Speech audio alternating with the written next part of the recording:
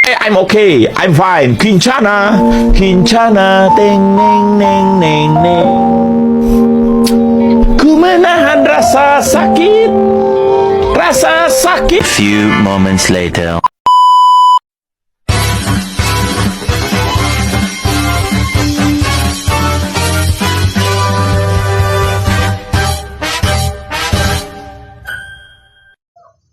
Assalamualaikum warahmatullahi wabarakatuh. Perkenalkan, nama saya Yunita Lestari.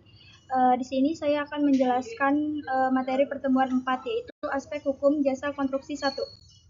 Dasar hukum konstruksi itu terdapat undang-undang salah satunya nomor 1 tahun 2017 tentang jasa konstruksi, peraturan pemerintah PP No 2122 tahun 2020 tentang peraturan pelaksanaan undang-undang nomor 2 tahun 2017 tentang jasa konstruksi. Jasa konstruksi. Pengertian jasa konstruksi adalah layanan jasa konsultasi perencanaan pekerjaan konstruksi, layanan jasa pelaksanaan pekerjaan konstruksi, dan layanan jasa konsultasi pengawasan pekerjaan konstruksi. Pengguna jasa, penyedia jasa. Peranan jasa konstruksi. Jasa konstruksi punya peranan penting dan strategi dalam pencapaian berbagai sasaran guna menunjang terwujudnya tujuan pembangunan nasional, yaitu mewujudkan masyarakat adil dan makmur yang merata material dan spiritual berdasarkan Pancasila dan Undang-Undang Dasar 1945.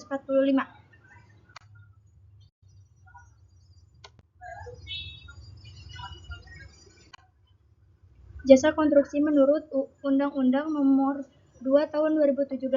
Jasa konstruksi adalah layanan jasa konsultansi konstruksi dan atau pekerjaan konstruksi. Konsultansi konstruksi adalah layanan keseluruhan atau sebagian kegiatan yang meliputi pengkajian, perencanaan, perencangan, pengawasan, dan manajemen penyelenggaraan konstruksi suatu bangunan. Pekerjaan konstruksi adalah keseluruhan atau sebagian kegiatan yang meliputi pembangunan, pengoperasian, pemeliharaan, pembongkaran, dan penggunaan kembali suatu bangunan. Cakupan pengaturan Undang-Undang No. 20 Tahun 2017. 1. Usaha jasa konstruksi. 2. Pengikatan. 3. Penyelenggaraan, dan lain-lain. Bab 1. Ketentuan umum. Ketentuan umum jasa konstruksi adalah layanan jasa konsultasi konstruksi dan pekerjaan konstruksi. Materi adalah materi yang menyelenggarakan urusan pemerintahan di bidang jasa konstruksi. Pekerjaan konstruksi adalah keseluruhan atau sebagian kegiatan yang meliputi pembangunan, pengoperasian, pemeliharaan, pembongkaran, dan pembangunan kembali suatu bangunan. Konsultasi konstruksi adalah layanan keseluruhan atau sebagian kegiatan yang meliputi pengkajian, perencanaan, perencangan, pengawasan, dan lain-lain. Pasal satunya terdapat di PPT tersebut. Bab 2. Asas dan tujuan. Asas jasa konstruksi.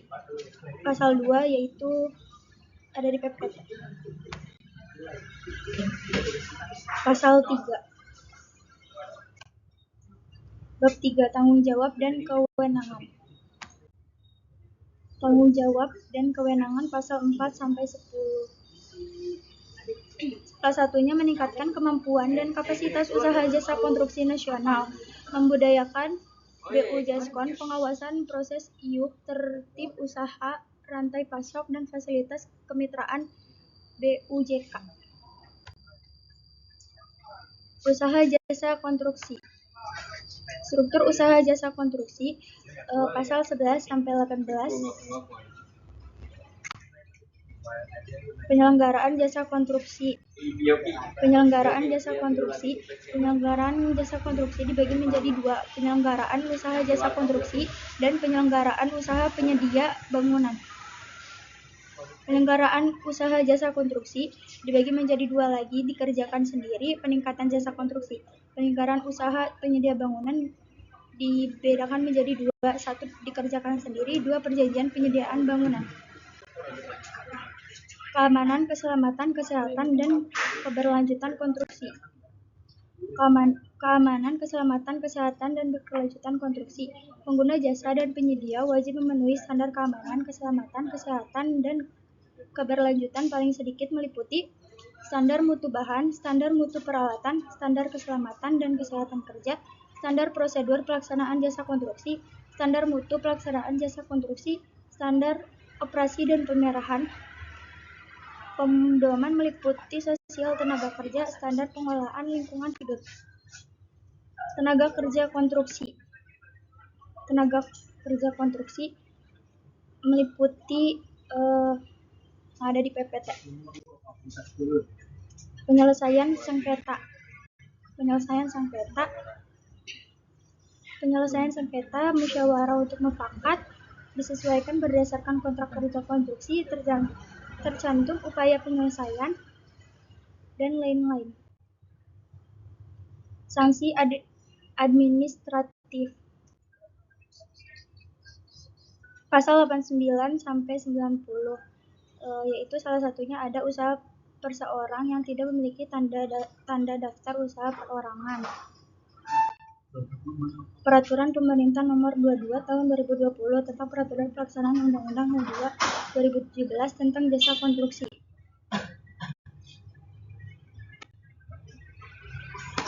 Pokok materi 1. Tanggung jawab dan kewenangan. 2. Struktur usaha. Yang ketiga, penyelenggaraan usaha. Rantai pasok sumber daya konstruksi. Pembinaan jasa konstruksi. Partisipasi masyarakat. Tata cara mengenai sanksi. Tanggung jawab dan kewenangan. Tanggung jawab pemerintah pusat, salah satunya peningkatan kemampuan dan kapasitas usaha, dan lain-lain. Pelaksanaan kewenangan pemerintah daerah. 1. Pemerintah provinsi. Yang kedua, gubernur. Yang ketiga, pemerintah kabupaten atau kota. Struktur usaha dan segmentasi pasar jasa konstruksi. Jenis usaha jasa konstruksi. 1. Jasa konsultasi. Yang kedua, pekerjaan konstruksi. Yang ketiga, pekerjaan konstruksi terintegrasi. Struktur usaha jasa konstruksi. 1. Jasa pelaksanaan. Yang kedua, pekerjaan konstruksi terintegrasi. Layanan usaha jasa konstruksi. Penyelenggaraan usaha jasa konstruksi.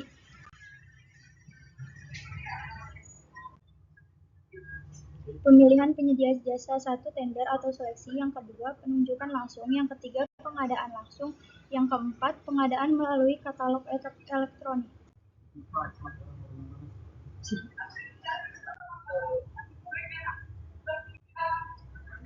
Pembinaan jasa konstruksi. Partisipasi masyarakat.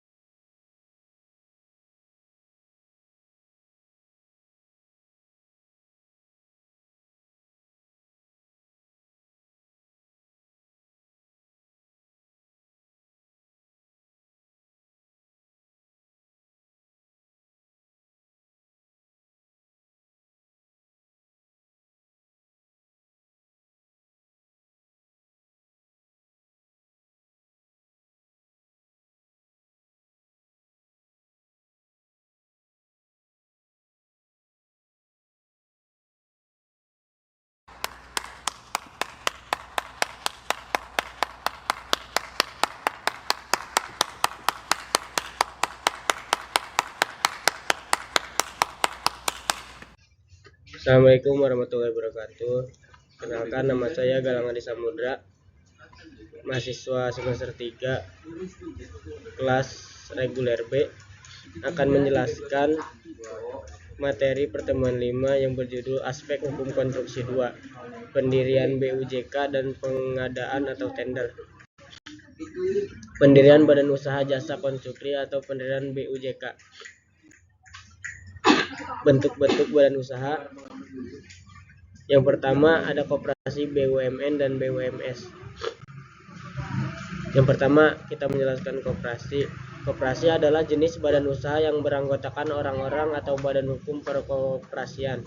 Koperasi melandaskan kegiatannya berdasarkan prinsip gerakan ekonomi rakyat yang berdasarkan asas kekeluargaan.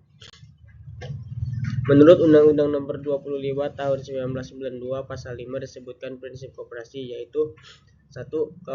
Keanggotaan bersifat sukarela dan terbuka. 2. Pengelolaan dilakukan secara demokratis. 3. Pembagian sisa hasil usaha (SHU) dilakukan secara adil sebanding dengan besarnya jasa usaha masing-masing anggota. 4. Pemberian belas jasa yang terbatas terhadap modal. 5. Kemandirian. 6. Pendidikan perkoperasian. 7. Kerjasama antar koperasi. Jenis-jenis koperasi. Yang pertama ada koperasi simpan pinjam, yang kedua ada koperasi konsumen, yang ketiga ada koperasi produsen, yang keempat ada koperasi pemasaran, dan yang terakhir ada koperasi jasa. Yang selanjutnya ada BUMN. BUMN adalah singkatan dari Badan Usaha Milik Negara. Adalah badan usaha yang modalnya seluruhnya atau sebagian dimiliki oleh pemerintah. Status pegawai badan usaha tersebut adalah pegawai negeri. BUMN sendiri sekarang ada 3 macam, yaitu Perjan, Perum, dan Persero. Yang pertama kita menjelaskan Perjan. Perjan adalah bentuk badan usaha milik negara yang seluruh modalnya dimiliki oleh pemerintah. Perjan ini berorientasi pelayanan pada masyarakat, sehingga selalu merugi. Sekarang sudah tidak ada perusahaan BUMN yang menggunakan modal Perjan karena besarnya biaya untuk memelihara Perjan-Perjan tersebut. Contoh Perjan, PJ. Contoh-contoh Perjan yang pertama ada PJKA, Perusahaan Jawatan Kereta Api, kini berganti menjadi PT KAI. Selain Perjan ada Perum. Perum adalah Perjan yang sudah dirubah. Tujuannya tidak lagi berorientasi pelayanannya, tetapi sudah profit oriented. Sama seperti Perjan, Perum dikelola oleh negara dengan status pegawainya sebagai pegawai negeri. Namun perusahaan masih merugi meskipun status Perjan diubah menjadi Perum, sehingga pemerintah terpaksa menjual sebagian saham Perum tersebut kepada pabrik dan statusnya diubah menjadi Persero. Nah, yang ketiga ada Persero. Persero adalah salah satu badan usaha yang dikelola oleh negara atau daerah. Berbeda dengan Perum atau Perjan, tujuan didirikannya Persero yang pertama adalah mencari keuntungan dan yang kedua memberi pelayanan kepada umum. Modal pendiriannya berasal sebagian atau seluruhnya dari kekayaan negara yang dipisahkan berupa saham-saham.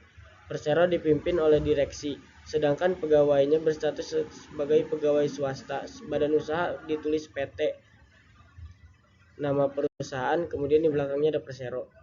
Perusahaan ini tidak memperoleh fasilitas negara. Jadi di uraian di atas, ciri-ciri Persero adalah: 1. Tujuan utamanya mencari laba komersial. Yang kedua, modal sebagian atau seluruhnya berasal dari kekayaan negara yang dipisahkan yang berupa saham-saham. 3. Dipimpin oleh direksi. 4. Pegawainya berstatus sebagai pegawai swasta. 5. Badan usahanya ditulis PT, nama perusahaan Persero. 6. Tidak memperoleh fasilitas negara. Selain BUMN, ada juga BUMS. BUMS adalah singkatan dari Badan Usaha Milik Swasta. BUMS didirikan dan dimodali oleh seseorang atau sekelompok orang.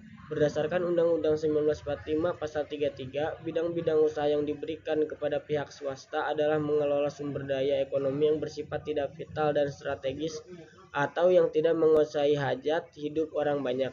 Berdasarkan bentuk hukumnya, badan usaha milik swasta dibedakan atas: perusahaan persekutuan, firma, persekutuan komanditer, perseroan terbatas, yayasan. Perusahaan persekutuan. Perusahaan persekutuan adalah perusahaan yang memiliki 2 permodal atau lebih. Ada 3 bentuk perusahaan persekutuan: 1. Firma, 2. CV, dan ketiga PT. Firma atau VA adalah badan usaha yang didirikan oleh 2 orang atau lebih, di mana tiap-tiap anggota bertanggung jawab penuh perusahaan. Modal firma berasal dari anggota pendiri laba. Keuntungan dibagikan kepada anggota dengan perbandingan sesuai akta pendirian. Persekutuan komanditer. Persekutuan komanditer atau CP adalah suatu persekutuan yang didirikan oleh 2 orang atau lebih. Persekutuan komanditer mengenal 2 istilah, yaitu: 1. Sekutu aktif adalah anggota yang memimpin atau menjalankan perusahaan dan bertanggung jawab penuh atas hutang-hutang perusahaan. 2.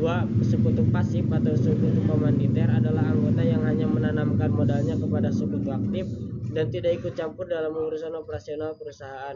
Sekutu pasif bertanggung jawab atas risiko yang terjadi sampai batas modal yang ditanam. Keuntungan yang diperoleh dari perusahaan dibagikan sesuai kesepakatan. Cara mendirikan CP. Yang pertama, persekutuan komanditer mirip dengan persekutuan firma, maka cara mendirikannya pun juga sama dengan yaitu dengan perjanjian yang bersifat konsensual, bersifat lisan dan kesepakatan saja pasal 22 KUHD. Namun dalam praktik di Indonesia, pendirian CP sering dibuatkan akta notaris dan didaftarkan di pengadilan negeri serta diumumkan dalam berita negara Republik Indonesia. Kepengurusan dilakukan oleh sekutu kerja pasal 19 KUHD. Sekutu komanditer tidak dibenarkan turut aktif dalam perguruan walaupun dengan surat kuasa. Seandainya dalam perbuatan sekutu komanditer ikut mencampuri urusan komplementer, yang bersangkutan dapat dikenai tanggung jawab seperti komplementer, yaitu tanggung jawab program untuk seluruhnya. Berakhirnya CP bubar karena pasal 1946 KUHD. 1. Waktu yang ditetapkan telah terlampau. 2. Musnahnya barang atau telah diselesaikan usahanya. 3. Atas kehendak salah seorang sekutu atau kehendak beberapa sekutu, salah seorang sekutu meninggal dunia, jatuh pailit, atau ditaruh di bawah pengampuan.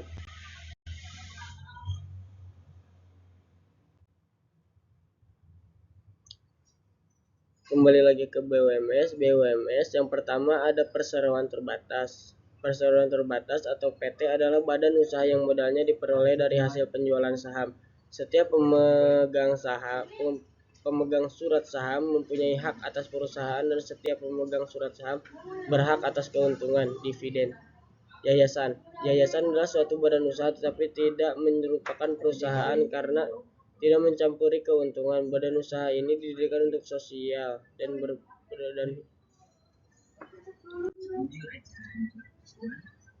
kelebihan perseroan terbatas. 1.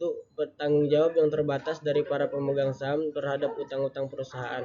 Maksudnya adalah jika Anda termasuk pemegang saham dan kebetulan perusahaan punya utang, Anda hanya bertanggung jawab sebesar modal yang Anda setorkan dan tidak lebih. Kelangsungan perusahaan adalah badan hukum lebih terjamin sebab tidak tergantung pada beberapa pemilik. Pemilik dapat berganti-ganti. 3. Mudah untuk memindahkan hak milik dengan menjual saham kepada orang lain. 4. Mudah memperoleh tambahan modal untuk memperluas volume usahanya, misalnya dengan mengeluarkan saham baru. 5. Manajemen dan spesialisnya memungkinkan pengelolaan sumber-sumber modal untuk secara efisien.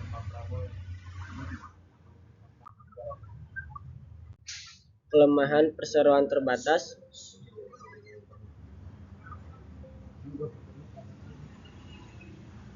Syarat umum pendirian perseroan terbatas adalah sebagai berikut.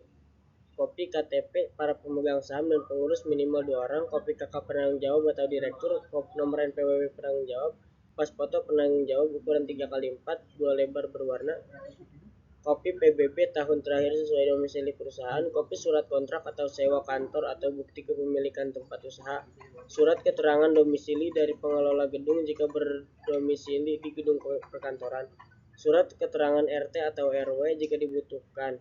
Kantor berada di wilayah perkantoran atau plaza atau ruko atau tidak berada di wilayah pemukiman, siap disurvei.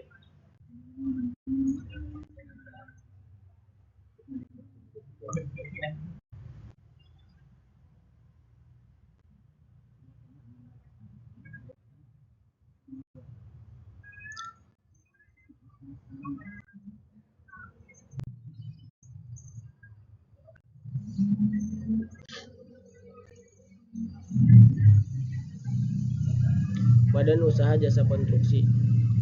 Badan usaha jasa konstruksi ada yang pertama ada jenis usaha. Yang pertama ada perencanaan, dua pengawasan, tiga pelaksanaan.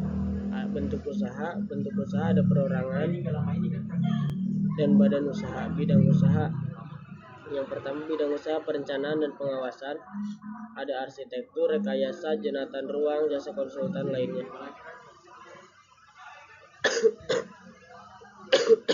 Dua, bidang usaha jasa pelaksana, bangunan gedung, bangunan sipil, instalasi mekanikal dan elektrikal, jasa pelaksanaan lainnya. Pembagian klasifikasi usaha jasa konstruksi. 1. Klasifikasi bidang usaha jasa perencanaan dan jasa pengawasan konstruksi meliputi: A. Arsitektur, B. Rekayasa engineering, C. Penataan ruang, D. Jasa konsultasi lainnya.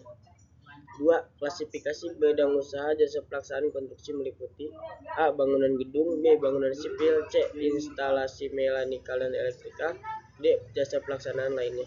3. Setiap klasifikasi bidang usaha sebagaimana dimaksud dalam ayat 1 dan ayat 2 dapat dibagi menjadi beberapa subklasifikasi bidang usaha jasa konstruksi.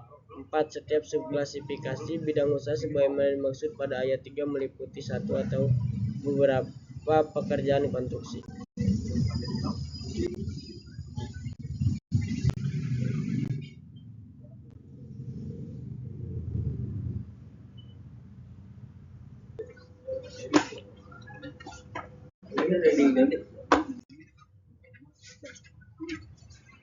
Di sini saya perkenalkan, nama saya Dimas Ditian Norardi. Di sini saya akan melanjutkan pertemuan 5 yang tadi dijelaskan oleh Galang Adi Samudra. Yang pertama ada dasar hukum. Pertama, peraturan dari Presiden nomor 16 tahun 2018 tentang pengadaan barang dan jasa pemerintah. Peraturan Presiden nomor 12 tahun 2021 tentang perubahan atas Peraturan Presiden nomor 16 tahun 2018 tentang pengadaan barang atau jasa pemerintah. Peraturan Lembaga Kebijakan Pengadaan Barang atau Jasa Pemerintah (LKPP) nomor 9 tahun 2018 tentang pedoman pelaksanaan pengadaan barang atau jasa melalui penyedia. Peraturan Lembaga Kebijakan Pengadaan Barang atau Jasa Pemerintah nomor 12 tahun 2021 tentang pedoman pelaksanaan pengadaan barang atau jasa pemerintah melalui penyedia.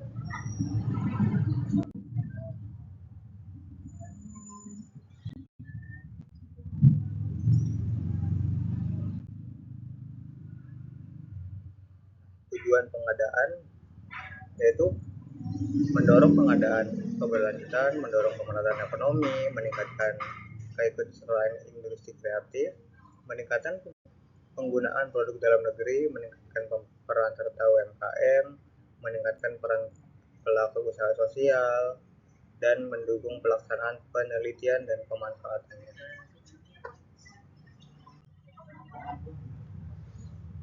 Nah, ini adalah prinsip pengadaan, yaitu efisien, efektif, transparan, terbuka, bersaing, adil, dan akuntabel. Ini etika pengadaan. Yang pertama harus tertib dan bertanggung jawab, ya, profesional, mandiri, dan harus menjaga rahasia, tidak saling mempengaruhi, menerima tanggung jawab, menghindari konflik, menghindari dan mencegah pemborosan, menghindari dan mencegah penyalahgunaan wewenang, dan tidak menerima atau menawarkan dan menjanjikan.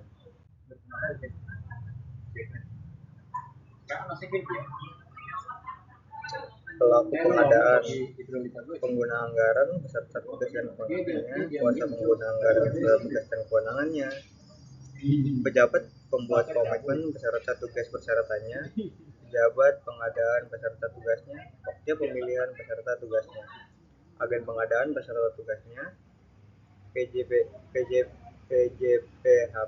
atau PPHP beserta tugasnya, penyelenggara swakelola beserta tugasnya, penyedia beserta syarat dan jawab.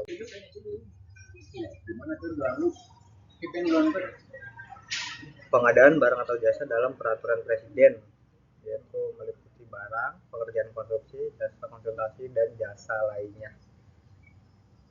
Pengadaan barang dan jasa dapat dilakukan secara terintegrasi pengadaan barang atau jasa dilaksanakan dengan cara swakelola dan penyedia. Metode pemilihan penyediaan barang terdiri atas purchasing, pengadaan langsung, penunjukan langsung, tender cepat, dan tender. Perencanaan swakelola, penetapan tipe swakelola, penyusunan sertifikasi teknis, penyusunan perkiraan biaya atau RAB ya.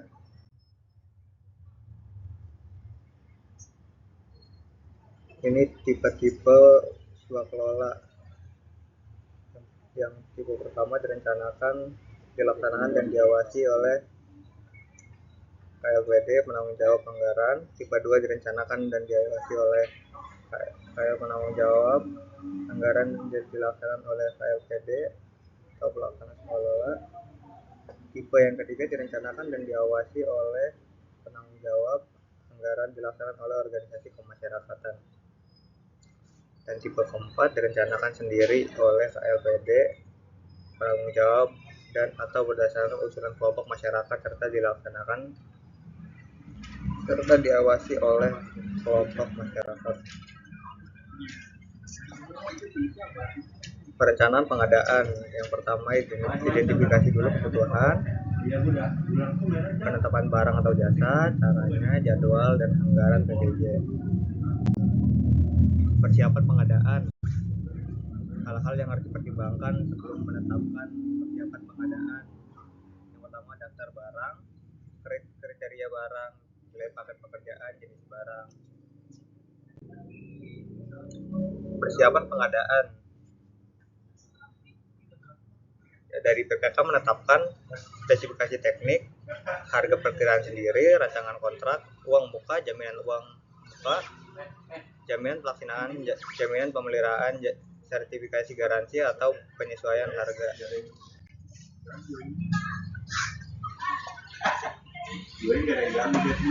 Ketentuan umum HPS. HPS berdasarkan keahlian dapat menggunakan data yang dapat dipertanggungjawabkan. Nilai HPS bersifat terbuka dan tidak bersifat rahasia. Soal HPS, perhitungan HPS dan PPS. HPS disusun paling lama 28 hari kerja sebelum batas akhir pemasukan dokumen penawaran atau pemasukan dokumen kualifikasi, memperhitungkan keuntungan dan biaya tidak langsung. HPS bukan sebagai dasar untuk menentukan besaran harga kerugian. Ini jenis-jenis kontrak untuk barang atau pekerjaan, konstruksi atau jasa lain, yaitu yang pertama lumsum, yang kedua harga satuan, yang ketiga gabungan lumsum dan harga satuan, yang keempat terima jadi atau turnkey, yang kelima kontrak payung. Nah, yang selanjutnya jasa konsultasi, yang pertama lumsum, yang kedua waktu penugasan, dan yang ketiga kontrak payung. Pemilihan pengadaan. Ini tahapan umum pemilihan penyedia. 1. Pengumuman, pendaftaran, penyerahan dokumen, pemasukan hubungan dokumen, evaluasi, penetapan pengumuman hasil, penawarannya, gubernur, kualitas dan biaya, pagu anggaran, nilai tukar.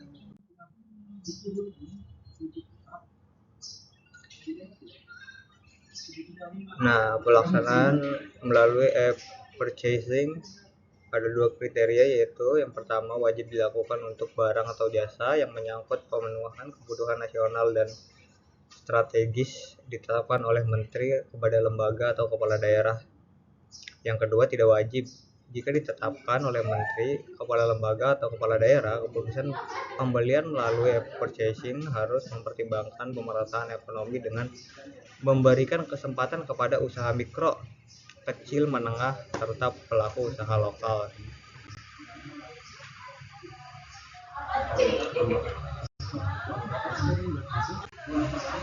Pengadaan langsung, pelaksanaan pengadaan langsung dan penyedia pembayaran langsung kepada penyedia untuk pengadaan barang dan jasa lainnya menggunakan bukti pembelian kwitansi.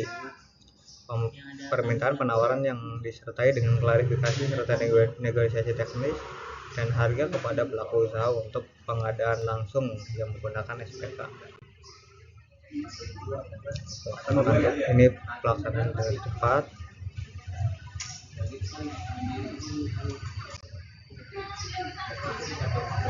Tender cepat dilaksanakan menggunakan sistem informasi kinerja penyedia barang dan jasa, tidak memerlukan penilaian kualifikasi, evaluasi penawaran administrasi, evaluasi penawaran teknis, sangga dan sangga banding. Metode penyampaian penawaran dengan reverse auction dilakukan untuk pengadaan barang, konstruksi, jasa lainnya dengan kriteria, spesifikasi teknis, dan volume pekerjaan telah ditentukan secara rinci sehingga emang gitu anjing, biar juga di Sulawesi lo nggak masuk himpunan nih, diasingin sendiri anjing.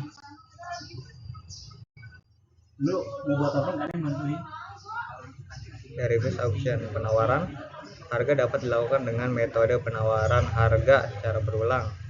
Yang kedua dapat digunakan untuk tender cepat, purchasing, tindak lanjut tender, hanya 2 penawaran, lulus evaluasi teknis. Ini PPJ melalui tender internasional bekerja sama dengan badan usaha nasional. Pembayaran menggunakan mata uang rupiah. Pengadaan BPK bekerja sama dengan industri dalam negeri, diumumkan di situs web KLPD dan komunitas internasional. Dokumen pemilihan tentunya menggunakan bahasa Indonesia atau bahasa Indonesia bila ada penafsiran.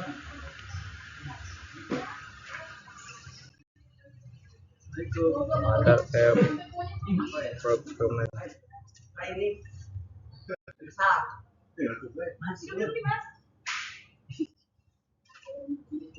Nah, ini tujuan procurement meningkatkan transparansi dan akuntabilitas, meningkatkan akses pasar dan persaingan usaha yang sehat, memperbaiki tingkat efisiensi proses pengadaan, mendukung proses monitoring dan audit, memenuhi kebutuhan akses informasi real time,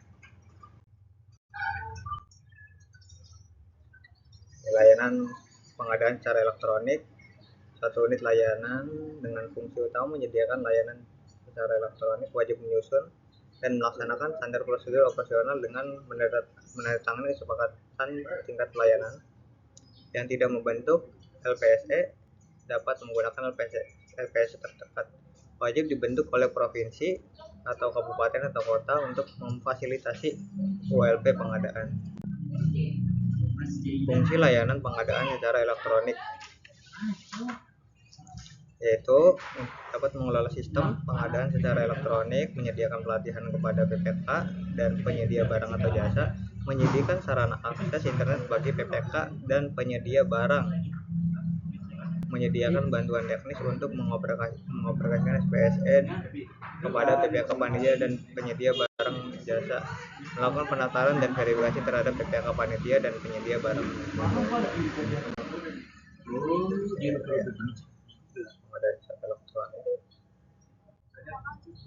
Ini tendering, tata cara pembelian penyedia barang atau jasa yang dilakukan secara elektronik dengan menggunakan SPSE melalui unit LPSE, dimulai dari pengumuman lelang sampai pengumuman penetapan pemenang. Tata cara pembelian barang atau jasa melalui sistem katalog elektronik.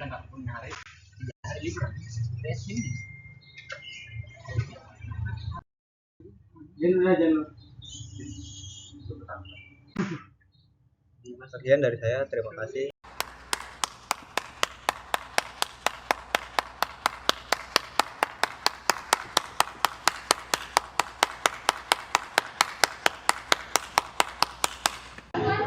Perkenalkan, nama saya Mutia Nur Alisa, NPM 23110601139, kelas reguler B semester 3. Di sini saya akan menjelaskan apa itu kontrak dan skema pembiayaan. Kontrak pengadaan jasa konstruksi. 1. Bentuk dan isi kontrak.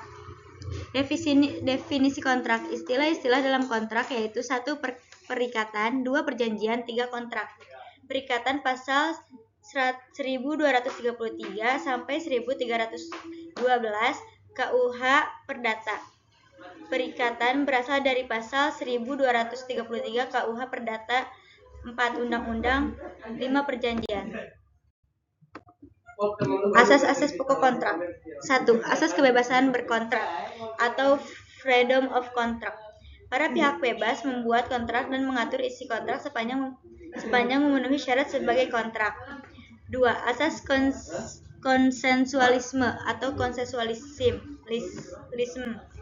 Suatu kontrak sudah sah dan mengikat ketika terpercaya kata sepakat. 3. Asas kepastian hukum atau pacta sunt servanda. Suatu kontrak yang dibuat secara sah mempunyai ikatan hukum yang penuh pada pasal 1338 KUHP Perdata. 4. Asas itikat baik good faith. Para pihak harus melaksanakan substansi kontrak berdasarkan kepercayaan atau keyakinan teguh atau kemauan baik dari para pihak, yaitu pada pasal 1338 ayat 3 KUH Perdata. 5. Asas kepribadian atau personality. Asas yang menentukan bahwa seseorang yang akan melakukan dan atau membuat kontrak kepentingan perorangan saja pada pasal 1315 dan 1340 KUH Perdata. Syarat sah kontrak. Pada pasal 1320 KUH Perdata menentukan 4 syarat sah kontrak atau perjanjian, yaitu 1. Adanya kesepakatan para pihak. 2. Percakapan untuk membuat perjanjian. 3. Mengenai suatu hal objek tertentu. 4. Adanya sebab yang halal. Konsekuensi hukum. Konsekuensi hukum terdapat syarat-syarat sah kontrak, yaitu A. Batal demi hukum. B. Dapat dibatalkan. C. Kontrak dapat dilaksanakan. D. Sanksi administratif. Jenis-jenis kontrak. Menurut KUPA Perdata Maryam Darus Naruzalam adalah 1. Perjanjian timbal balik. 2. Perjanjian cuma-cuma. 3. Perjanjian batas beban. 4. Perjanjian bernama. 5. Perjanjian tidak bernama. 6. Perjanjian campuran. 7. Perjanjian obligatoir. 8. Perjanjian kebendaan. 9. Perjanjian konsensual. 10. Perjanjian real. 11. Perjanjian liberator. 12. Perjanjian pembuktian. 13. Perjanjian untung-untungan. 14. Perjanjian publik. Selanjutnya, kontrak berdasarkan Peraturan Presiden Nomor 16 Tahun 2018 tentang pengadaan barang atau jasa pemerintah. Sini ada jenis-jenis kontrak yang yaitu barang atau jasa lain. Barang jasa lain yaitu 1. Lusum. 2. Harga satuan. 3. Gabungan lusum dan harga satuan. 4. Kontrak payung. 5. Biaya persimbalan.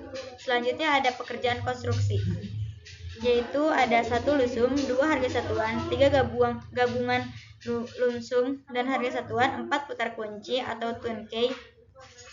5. Biaya persimbalan. Selanjutnya ada jasa konsultasi konstruksi, yaitu pertama lusum. 2. Waktu penugasan. Selanjutnya ada jasa konsultasi non-konstruksi, yaitu 1. Lusum. 2. Waktu penugasan. 3. Kontrak. Nah, di sini ada jenis kontrak untuk jasa konsultasi konstruksi. Jenis kontraknya yaitu lusum. Ketentuannya: A. Semua resiko sepenuhnya ditanggung oleh penyedia. B. Berorientasi kepada keluaran. Dan C. Pembayaran didasarkan pada tahapan produk keluaran. Selanjutnya ada waktu penugasan. Ketentuan waktu penugasan ini yaitu kontrak jasa konsultasi untuk pekerjaan yang ruang lingkupnya bisa didefinisikan dengan rinci dan atau waktu yang dibutuhkan untuk menyelesaikan pekerjaan belum bisa dipastikan. Selanjutnya ada kontrak pengadaan barang pekerjaan konstruksi jasa lainnya. Di sini ada lumsum lagi. Lumsum yaitu kontrak lumsum digunakan dalam hal ruang lingkup waktu pelaksanaan dan produk atau keluaran dapat didefinisikan dengan jelas. Kontrak lumsum digunakan misalnya pelaksanaan pekerjaan konstruksi sederhana, pekerjaan konstruksi terintegrasi, pengadaan peralatan kantor, pengadaan BEMI, pengadaan jasa boga, pengadaan sewa gedung atau pembuatan videografis. Harga satuan digunakan dalam hal ruang lingkup atau kuantitas atau volume tidak dapat ditetapkan secara tepat yang disebabkan oleh sifat atau karakteristik kesulitan risiko pekerjaan. Selanjutnya, pembayaran dilakukan berdasarkan pengukuran hasil pekerjaan yang dituangkan dalam sertifikat hasil pengukuran. Gabungan lumsum dan harga satuan. Kontrak gabungan lumsum dan harga satuan digunakan dalam hal terdapat bagian pekerjaan yang dapat dikontrakkan menggunakan kontrak lumsum dan terdapat bagian pekerjaan yang dikontrakkan menggunakan kontrak harga satuan. Selanjutnya ada terima jadi atau turnkey. Kontrak terima jadi digunakan dalam hal kontrak pengadaan pekerjaan konstruksi atas penyelesaian seluruh pekerjaan dalam batas waktu tertentu dengan ketentuan sebagai berikut. Pertama, jumlah harga pasti dan tetap sampai seluruh pekerjaan selesai dilaksanakan. Dan kedua, pembayaran dapat dilakukan berdasarkan termin atau kesepakatan dalam kontrak. Selanjutnya ada payung. Kontrak payung digunakan dalam hal pekerjaan yang akan dilaksanakan secara berulang dan spesifikasi yang pasti namun volume dan waktu pesanan belum dapat ditentukan. Selanjutnya kontrak jasa konsultansi. Di sini ada lumsum lagi. Kontrak lumsum digunakan dalam hal ruang lingkup waktu pelaksanaan pekerjaan dan produk atau keluaran dapat didefinisikan dengan jelas. Dalam kontrak lumsum, pembayaran dengan jumlah harga pasti dan tetap senilai dengan harga yang dicantumkan dalam kontrak tanpa memperhatikan rincian biaya. Pembayaran berdasarkan produk atau keluaran seperti laporan kajian, gambar desain, dan berdasarkan hasil atau tahapan pekerjaan yang dilaksanakan. Selanjutnya waktu penugasan. Untuk penyelesaian pekerjaan belum bisa dipastikan, yaitu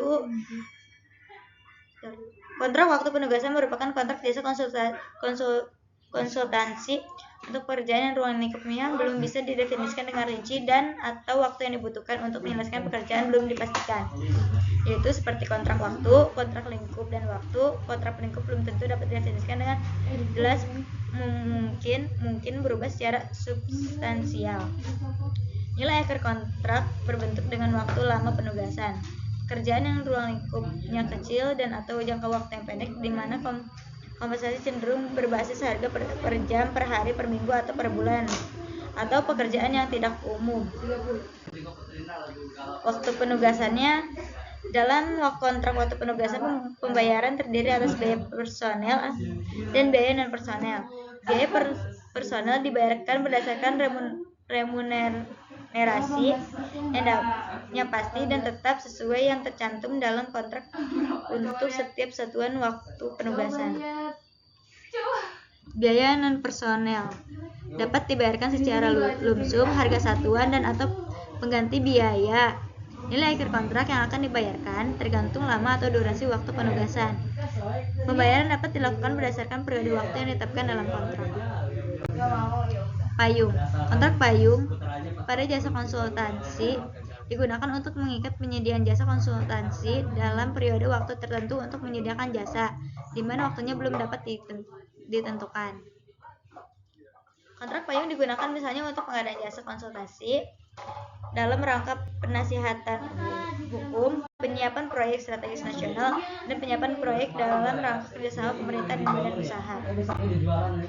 Selanjutnya kontrak tahun jamak. Kontrak tahun jamak merupakan kontrak pengadaan barang atau jasa yang membebani lebih dari 1 tahun. Anggaran dilakukan setelah pendapatan persetujuan pejabat yang berwenang sesuai peraturan perundang-undangan. Kontrak tahun jamak dapat berupa 1. Untuk pekerjaan yang penyelesaiannya lebih dari 12 bulan. 2. Untuk pekerjaan yang menyelesaikan tidak lebih dari 12 bulan tetapi pelaksanaannya melewati lebih dari 1 tahun. Anggaran seperti pengadaan barang atau jasa yang pelaksanaannya tergantung pada musim. 3. Untuk pekerjaan yang memberikan manfaat lebih dari kontraktor dan juga jangka waktu 1 tahun, anggaran maksimum 3 tahun anggaran. Seperti layanan yang terhenti, misalnya pelayanan angkutan atau angkutan perintis darat atau laut atau udara. Selanjutnya di sini ada kontrak tahun jamak. Ini contohnya. Selanjutnya ada bentuk kontrak. Ini contoh bentuk kontrak. Kalau satu paling galau gimana? Bentuk kontrak. 1. Bukti pembelian atau pembayaran. Bukti pembelian atau pembayaran merupakan dokumen yang digunakan sebagai pernyataan tagihan yang harus dibayar oleh PPK untuk pengadaan barang atau jasa lainnya dengan nilai paling banyak 10 juta rupiah. 2. Kwitansi. Kwitansi merupakan dokumen yang dijadikan sebagai tanda bukti transaksi pembayaran yang ditandatangani oleh penerima uang atau penyediaan dengan berbagai ketentuan pembayaran untuk pengadaan barang atau jasa lainnya dengan nilai paling banyak 50 juta rupiah. 3. Surat perintah kerja atau SPK. Surat perintah kerja merupakan perjanjian sederhana secara tertulis antara kedua belah pihak tentang suatu pembuatan yang dimiliki akibat hukum untuk memperolehkan hak dan melaksanakan kewajiban. Surat perintah kerja digunakan untuk A. Pengadaan jasa konsultasi dengan nilai paling banyak 100 juta rupiah. B. Pengadaan barang atau jasa lainnya dengan nilai paling sedikit di atas 50 juta rupiah sampai dengan nilai paling banyak 200 juta rupiah. Dan C. Pengadaan pekerjaan konstruksi yang nilainya paling banyak sebanyak 200 juta rupiah. 4. Surat perjanjian. Surat perjanjian merupakan pernyataan secara tertulis antara kedua belah pihak tentang suatu perbuatan yang memiliki akibat hukum untuk memperoleh hak dan melaksanakan kewajiban. 5. Surat pesanan. Surat pesanan merupakan bentuk perjanjian dalam melaksanakan pengadaan melalui e-purchasing atau pembelian melalui toko daring untuk pengadaan barang atau jasa tertentu yang membutuhkan pengaturan kontrak yang lebih rinci atau yang diperlukan. Selanjutnya ada perubahan kontrak. Dalam hal terdapat perbedaan antara kondisi lapangan pada saat pelaksanaan dengan gambar dan atau spesifikasi teknis KAK yang ditentukan dalam dokumen kontrak bersama penyediaan MPPK berlaku dapat untuk kontrak. Dalam hal terdapat perbedaan antara kondisi lapangan pada saat pelaksanaan dengan gambar atau spesifikasi teknis KAK yang ditentukan dalam dokumen kontrak, PPK bersama penyedia dapat melakukan perubahan kontrak yang meliputi 1. Menambah atau mengurangi volume yang tercantum dalam kontrak. 2. Menambah dan atau mengurangi jenis kegiatan. 3. Mengubah spesifikasi teknis sesuai dengan kondisi lapangan dan atau 4. Mengubah jadwal pelaksanaan. Pekerjaan tambah dilaksanakan dengan ketentuan 1. Tidak melebihi 10% dari harga yang tercantum dalam perjanjian atau kontrak awal. 2. Ketersediaan anggaran untuk pekerjaan tambah. 3. Untuk memeriksa dalam rangka perubahan kontrak, pejabat penandatanganan kontrak dapat menetapkan tim atau tenaga ahli. 4. Perubahan kontrak tidak dapat dilakukan pada masa tambahan waktu penyelesaian pekerjaan atau masa denda akibat dari keterlambatan setelah waktu pelaksanaan kontrak berakhir. Pemberian kesempatan. Pengendalian kontrak adalah penting. Kendali kontrak sejak membuat rencana kontrak, saat PCM, dan pengendalian saat pelaksanaan kontrak. Perpres 16 tahun 2018 pasal 56 yang berbunyi 1.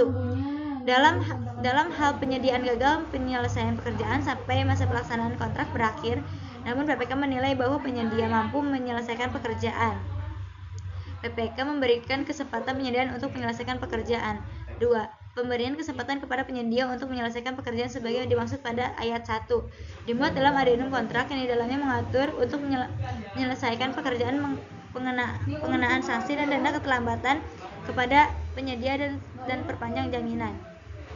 3. Pemberian kesempatan kepada penyedia untuk menyelesaikan pekerjaan sebagaimana pada ayat 1 dapat melampaui tahun anggaran. Menyusun dan penetapan rancangan kontrak.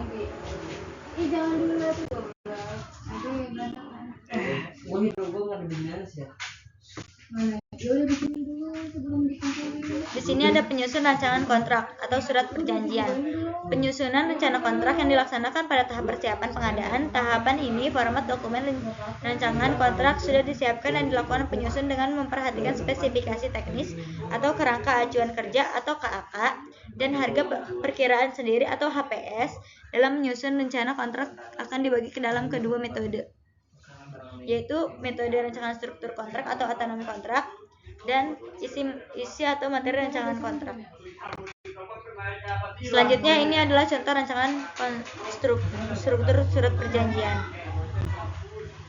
Syarat-syarat umum kontrak. Definisi SSUK merupakan ketentuan umum dalam melaksanakan kontrak. Ketentuan umum ini berlaku untuk seluruh jenis kontrak, masing-masing jenis pengadaan barang atau jasa yang mengatur tentang hak dan kewajiban para pihak. Ini ada klausul SSUK contohnya ya. Ini juga. Nih, syarat-syarat khusus kontrak. Syarat-syarat khusus kontrak adalah ketentuan khusus dalam pelaksanaan kontrak. SSKK menjelaskan lebih rinci ketentuan yang tertuang di dalam SSUK yang terkait dengan pengadaan barang atau jasa yang diadakan. Dalam penyusun SSKK mencantumkan nomor klausul yang diperinci pada SSUK. Syarat-syarat khusus kontrak. Ini contoh SSKK.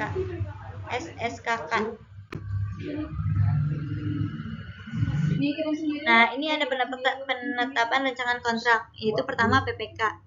PPK menetapkan rancangan kontrak dengan memperhatikan spesifikasi teknis, kerangka, acuan kerja atau KAK, dan harga perkiraan sendiri atau HPS. Selanjutnya persetujuan penetapan oleh PPK.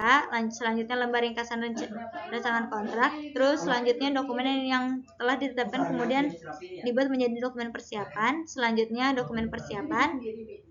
Dan selanjutnya disampaikan kepada Pokja pemilihan atau pejabat pengadaan. Dan selanjutnya dokumen pemilihan. Selanjutnya pelaksanaan pemilihan penyediaan barang, dan terakhir hasil pemilihan penyediaan. Skema pembiayaan proyek konstruksi. Modal bagi pembiayaan proyek konstruksi secara umum dapat diperoleh dari 3 sumber dasar, yaitu pemerintah, swasta, dan gabungan antara pemerintah dengan swasta. Jenis instrumen keuangan. Sedangkan jenis instrumen keuangan untuk modal pembiayaan proyek konstruksi ada 3 macam, yaitu 1. Pembiayaan melalui pendapatan, 2. Pembiayaan melalui utang, 3. Pembiayaan melalui kekayaan. 1. Pembiayaan melalui pendapatan. Contohnya itu ada pungutan perbaikan. Yang B, development investment. 2. Pembiayaan melalui hutang. A. Obligasi, B. Extension, C. Demarcation, C. Linkage. Selanjutnya 3. Pembiayaan melalui kekayaan, yaitu ada A. Joint venture, B. concession. Terima kasih.